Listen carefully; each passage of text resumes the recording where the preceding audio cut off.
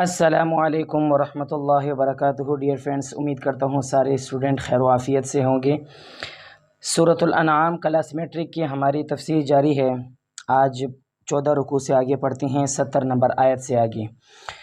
اعوذ باللہ من الشیطان الرجیم، بسم اللہ الرحمن الرحیم۔ قل اندعو من دون اللہ ما لا ينفعنا ولا يضرنا ونرد على اعقابنا بعد اذ هدانا الله كالذي استهوته الشياطين في الارض حيران له اصحاب يدعونه الى الهدى ائتنا قل ان هدى الله هو الهدى وامرنا لنسلم لرب العالمین۔ اے پیغمبر، ان سے کہو کیا ہم اللہ کو چھوڑ کر ایسی چیزوں کو پکاریں جو ہمیں نہ کوئی فائدہ پہنچا سکتی ہے نہ نقصان، اور جب اللہ ہمیں ہدایت دے چکا ہے تو کیا ہم اس کے بعد ہم الٹے پاؤں پھر جائیں اور اس شخص کی طرح ہو جائیں جسے شیطان بہکا کر صحرا میں لے گئے ہوں، وہ حیرانی کے عالم میں بھٹکتا پھرتا ہو، اس کے کچھ ساتھی ہوں جو اسے ٹھیک راستے کی طرف بلا رہے ہو کہ ہمارے پاس آ جاؤ۔ کہو کہ اللہ کی دی ہوئی ہدایت ہی صحیح معنی میں ہدایت ہے، اور ہمیں یہ حکم دیا گیا کہ ہم رب العالمین کے آگے جھک جائیں۔ یہاں سے یہ بتانا چاہ رہے ہیں کہ دیکھو، جب اللہ نے ہمیں ہدایت دے دی تو ہم دوبارہ کفر کی طرف واپس لوٹ کر ہمیں کیا فائدہ ملے گا؟ ہمارا نقصان ہی نقصان ہے۔ تو جب ہمیں اللہ نے جب ہمیں ہدایت دی تو اسی پر ہم جم کے رہیں گے۔ اور آگے مثال بھی پیش کر دی کہ ہم اس شخص کی طرح تو نہیں ہو سکتے جسے شیطان جا کر لے کر جائیں اور صحرا میں ایک آدمی گم ہو جائے اور اس کے کچھ ساتھی جو اس کو بتائے کہ بھائی اس طرف سے آ جاؤ، یہ راستہ صحیح نکل رہا ہے جہاں ہم جا رہے ہیں۔ تو اللہ یہاں سے یہ بتانا چاہ رہے ہیں کہ دیکھو، جب اللہ نے ہمیں ہدایت دی تو ہم سیدھے راستے پر جائیں گے، یہی ہمارے لیے بہتر راستہ ہے۔ وَأَنْ أَقِيمُوا الصَّلَاةَ وَاتَّقُوهُ وَهُوَ الَّذِي إِلَيْهِ تُحْشَرُونَ، اور یہ حکم دیا گیا کہ نماز قائم کرو، اسی کی نافرمانی سے ڈرتے رہو، وہی ہے جس کی طرف تم سب کو اکٹھے کر کے لے جایا جائے گا، یعنی کل قیامت کے دن اللہ کے سامنے سب کو پیش کیا جائے گا۔ وَهُوَ الَّذِي خَلَقَ السَّمَاوَاتِ وَالْأَرْضَ بِالْحَقِّ وَيَوْمَ يَقُولُ لَهُ كُن فَيَكُونُ قَوْلُهُ الْحَقُّ وَلَهُ الْمُلْكُ يَوْمَ يُنفَخُ فِي الصُّورِ عَالِمُ الْغَيْبِ وَالشَّهَادَةِ وَهُوَ الْحَكِيمُ الْخَبِيرُ۔ اور وہی ذات ہے جس نے آسمانوں اور زمینوں کو برحق پیدا کیا ہے، اور جس دن وہ روز قیامت سے کہے گا کہ تو ہو جا تو وہ ہو جائے گا، اس کا قول برحق ہے، یعنی اس کی بات، اللہ کی بات سچ ہے۔ اور جس دن سور پھونکا جائے گا اس دن بادشاہی اسی کی ہوگی، ٹھیک ہے؟ یعنی کل قیامت کے دن حضرت اسرائیل علیہ السلام جو ہماری روح قبض کریں گے، ان کو بھی موت آ جائے گی۔ موت آنے کے بعد تو سب کی بادشاہت ایک اللہ کی ہوگی، اللہ ہی وحدہ لا شریک ہوں گے۔ تو اللہ تعالیٰ فرماتے ہیں کہ اس وقت بادشاہت میری ہی ہوگی، جو آپ اپنے روزمرہ کے حساب سے یا آپ کی دنیا کے حساب سے آپ کی جو حکومتیں ہیں وہ ساری کی ساری مٹ جائیں گی۔ وہ غائب و حاضر ہر چیز کو جاننے والا ہے، وہیں بڑی حکمت والا ہے، پوری طرح باخبر ہے۔ وَإِذْ قَالَ إِبْرَاهِيمُ لِأَبِيهِ آذَرَ أَتَتَّخِذُ أَصْنَامًا آلِهَةً إِنِّي أَرَاكَ قَوْمَكَ فِي ضَلَالٍ مُبِينٍ۔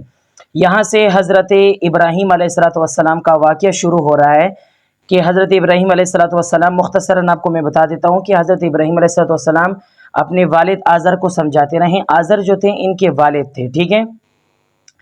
تو والد جو تھے خود بت تراشتے بھی تھے، یعنی خود بناتے بھی تھے اور بیچا بھی کرتے تھے۔ تو انہوں نے اپنے بیٹے ابراہیم علیہ السلام کو کہا، اس وقت یہ چھوٹے تھے لیکن بہرحال ان بتوں وغیرہ سے یہ شروع سے ہی جو بھی نبی ہوتے ہیں اللہ تعالیٰ انہیں بچپن ہی سے ان شرک والی چیزوں سے اللہ تعالیٰ ان کو بچائے رکھتے ہیں۔ تو حضرت ابراہیم علیہ السلام بھی ان سے بچتے رہے، اور ان کے باپ ان کو کہتے رہے کہ اچھا ان کو یہ بیچ دو، یہ کرو وہ کرو۔ تو روایت میں ملتا ہے کہ حضرت ابراہیم علیہ السلام جب بت کو لے جایا کرتے تھے نا بازار میں بیچنے کے لیے، کیونکہ والد نے کہا کہ بیچنا ہے، تو بیچنے کا طریقہ ان کا طریقہ کار یہ تھا کہ یہ بت، جیسے کوئی طریقہ ہوتا ہے کہ بھئی بت لے لو یہ وغیرہ، تو یہ کہا کرتے تھے کہ یہ بت آپ نہ لو، یا آپ کے کسی کام میں نہیں آئیں گے، نہ یہ سنتے ہیں نہ یہ دیکھتے ہیں، یعنی بت نہ کسی کے کام آتے ہیں۔ تو یہ بتوں کی ایک قسم کی وہ انسلٹ کیا کرتے تھے لوگوں کو سمجھانے کے لیے، بتانے کے لیے، ٹھیک ہے نا. تو کسی نے بتایا کہ آپ کے بیٹے تو یہ کام کر رہے ہیں. پھر انہوں نے اپنے بیٹے کو سمجھایا ابراہیم کہ دیکھو آپ ایسے کام نہ کیا کرو, ایسے کام بہت غلط طریقہ ہے. تو انہوں نے کہا کہ نہیں میں آپ کو سمجھاتا رہوں گا. پھر اس کے بعد یہاں پہ جو واقعہ ذکر ہیں وہ یہ ہے کہ حضرت ابراہیم علیہ السلام قوم کو سمجھاتے رہیں کہ دیکھو سورج جو ہے وہ بھی آپ اس کو بڑا سمجھتے ہیں لیکن سورج بھی غروب ہو جاتا ہے, چاند جو ہے وہ بھی غروب ہو جاتا ہے, حتیٰ کہ ساری کی ساری چیزیں غروب ہو جاتی ہیں. سمجھانے کے لیے حضرت ابراہیم علیہ السلام کہتے رہیں کہ دیکھو یہ بڑا ہے, یہ میرا رب ہے. جب وہ غروب ہو گیا تو لوگ سمجھ گئے کہ یار یہ بھی تو اللہ نہیں ہے. پھر جب چاند نکل آیا, چاند کے بارے میں کہا کہ یہ میرا اللہ ہے. پھر اس نے وہ جب غروب ہو گیا اس کے بھی خاتمہ ہو گیا تو کہا کہ یہ میرا اللہ نہیں ہے. تو یہاں سے حضرت ابراہیم علیہ السلام اپنی قوم کو سمجھاتے رہیں. دیکھیے ذرا, اور اس وقت کا ذکر سنو جب ابراہیم علیہ السلام نے اپنے باپ آزر سے کہا تھا کہ کیا آپ بتوں کو خدا بنائے بیٹھے ہیں؟ میں دیکھ رہا ہوں کہ آپ اور آپ کی قوم کھلی گمراہی میں مبتلا ہیں. وَكَذَلِكَ نُرِي إِبْرَاهِيمَ مَلَكُوتَ السَّمَاوَاتِ وَالْأَرْضِ وَلِيَكُونَ مِنَ الْمُوقِنِينَ. اور اسی طرح ابراہیم علیہ السلام کو آسمانوں اور زمین کی سلطنت کا نظارہ کراتے تھے اور مقصد یہ تھا کہ وہ مکمل یقین رکھنے والوں میں شامل ہوں. فلما جن علیہ اللیل رأى کوكبا قال هذا ربی فلما افل قال لا احب الآفلین. اب یہاں سے ابراہیم علیہ السلام اپنی قوم کو سمجھانے کا ذرا طریقہ کار ان کا دیکھیں. چنانچہ جب ان پر رات چھائی تو انہوں نے ایک ستارہ دیکھا, کہنے لگے یہ میرا رب ہے. پھر جب وہ ڈوب گیا تو انہوں نے کہا میں ڈوبنے والوں کو پسند نہیں کرتا. فلما رأى القمر بازغا قال هذا ربی فلما افل قال لئن لم يهدني ربی لأكونن من القوم الضالین. پھر جب انہوں نے چاند کو چمکتے دیکھا تو کہا کہ یہ میرا رب ہے, لیکن جب وہ بھی ڈوب گیا تو کہنے لگا اگر میرا رب مجھے ہدایت نہ دیں تو میں یقیناً گمراہ لوگوں میں شامل ہو جاؤں گا. یعنی اگر مجھے اللہ تعالیٰ سیدھا راستہ نہ دکھاتا تو میں بھی گمراہ ہو جاتا. آگے کیا کہا؟ فلما رأى الشمس بازغة قال هذا ربي هذا أكبر فلما أفلت قال يا قوم إني بريء مما تشركون. پھر جب انہوں نے سورج کو چمکتا دیکھا تو کہا یہ میرا رب ہے, یہ زیادہ بڑا ہے. جب وہ غروب ہوا تو انہوں نے کہا اے میری قوم, جن جن چیزوں کی تم اللہ کی خدائی میں شریک قرار دیتے ہو میں ان سب سے بیزار ہوں. یعنی یہ بت وغیرہ ان چیزوں سے میں بیزار ہوں, میں ان کو ماننے والا نہیں ہوں. انی وجہت وجہی للذی فطر السماوات والارض حنیفا وما انا من المشرکین. میں تو پوری طرح یکسو ہو کر اپنا رخ اس ذات کی طرف کر لیا ہے جس نے آسمانوں اور زمینوں کو پیدا کیا, اور میں شرک کرنے والوں میں سے نہیں ہوں. وحاجه قوم قال تحاجوني في الله وقد هدان ولا اخاف ما تشركون به الا ان يشاء ربي شيئا وسع ربي كل شيء علما افلا تتذكرون. اور پھر یہ ہوا کہ ان کی قوم نے ان سے حجت شروع کر دی, یعنی باتیں کرنا اللہ کے خلاف, اللہ کے بارے میں باتیں کرنا شروع کر دیں.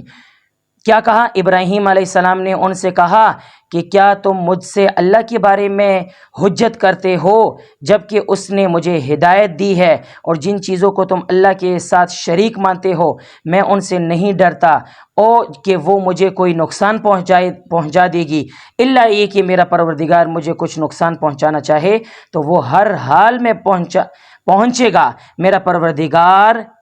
میرے پروردگار کا علم ہر چیز کا احاطہ کیے ہوئے ہیں. یعنی یہاں سے ابراہیم علیہ السلام کہہ رہے ہیں کہ آپ مجھے اللہ کے خلاف باتیں کر رہے ہیں. وہ اللہ جس اللہ نے مجھے ہدایت دی, اور میں آپ کے بتوں سے ڈرنے والا نہیں ہوں کہ آپ کہو گے کہ بھئی اگر اس بت کی پوجا نہ کی تو آپ کو یہ گناہ لگ جائے گا. ایسی کوئی بات نہیں ہے. ابراہیم علیہ السلام نے فرمایا کہ میں کوئی ایسی بات ماننے والا نہیں ہوں.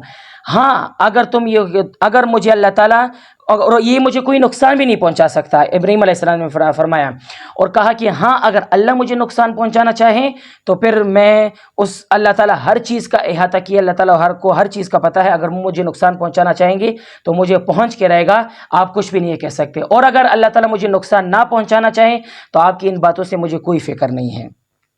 وَكَيْفَ أَخَافُ مَا اشرکتم ولا تخافون انکم اشرکتم باللہ ما لم ينزل به سلطانا فأي الفریقین احق بالامن ان کنتم تعلمون.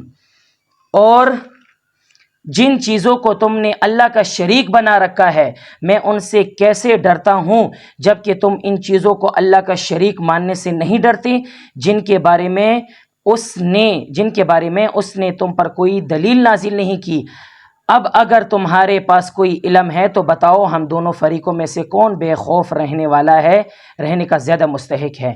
یعنی ابراہیم علیہ السلام نے فرمایا میں ان چیزوں سے کیوں ڈروں، جب کہ تم ان چیزوں سے نہیں ڈرتے جو اللہ کا شریک، یعنی آپ بتوں کو اللہ کا شریک ٹھہراتے ہیں، آپ نہیں ڈرتے، تو میں آپ کی بتوں سے کیوں ڈروں؟ اور دوسری بات یہ کہ اللہ نے کوئی دلیل تو نازل نہیں کی، کوئی بات بھی تو نہیں کہی کہ بھئی ان بتوں کی پوجا کیا کرو۔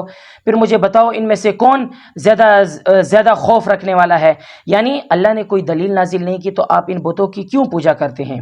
الذین آمنوا ولم یلبسوا ایمانہم بظلم اولئک لہم الامن وہم مہتدون، حقیقت تو یہ ہے جو لوگ ایمان لے آئے ہیں انہوں نے اپنے ایمان کے ساتھ کسی ظلم کا شائبہ بھی آنے نہیں دیا، امن اور چین تو بس انہی کا ہے اور وہی ہے جو سیدھے راستے پر پہنچ چکے ہیں۔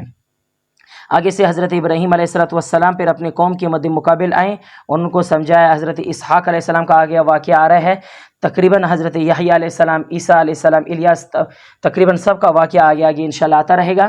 تو آپ اسٹوڈنٹ سے میری یہی گزارش ہے کہ میرے اس ویڈیو کو زیادہ سے زیادہ شیئر کریں، خود بھی اس ویڈیو کو پوری کے پورے واچ کیا کریں، اور اپنے جو گھر میں ہیں، رشتہ دار ہیں آپ کے، یا آپ کے گھر میں آپ کے والدین ہیں، ان کو بھی آپ یہ ویڈیو دکھایا کریں، انشاءاللہ ان کی بھی ان قرآن سمجھنے میں ان کی بھی رہنمائی ہو جائے گی۔ ٹھیک ہے جی، تو اسی کے ساتھ آپ اپنے بھائی کو اجازت دیں۔ السلام علیکم ورحمۃ اللہ۔